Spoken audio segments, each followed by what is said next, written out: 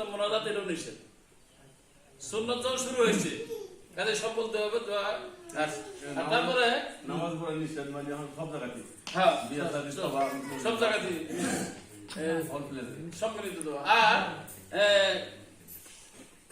ফজলুল হক, ফজল করি, আপনাদের ফজলুল করিম আপনাদের ইমাম, এই যে কাজ সিয়ামের দাহার সোয়াব মাসের 6টা রোজা পালন করলে কাজ মানে তাবা সিত্তাম মিনাশ শাওয়ালে কাজ সিয়ামের দাওয়া রাওয়াহুল বুখারী, বুখারী শরীফের হাদিস। নবী মুহাম্মদ রাসূলুল্লাহ সাল্লাল্লাহু আলাইহি ওয়াসাল্লাম বলেছেন, যে ব্যক্তি রমজানের পরে শাওয়াল মাসের 6টা রোজা পালন করবে, সে ব্যক্তি যুগ যুগ ধরে, যুগ হলো 12 বছরে একটা যুগ, 12 বছরে এক যুগ, যুগ যুগ ধরে সিয়াম পালন করলে যে সওয়াব হবে, সেই সওয়াব তার আমলনামায় লিখে দিয়েছে। সুবহানাল্লাহ।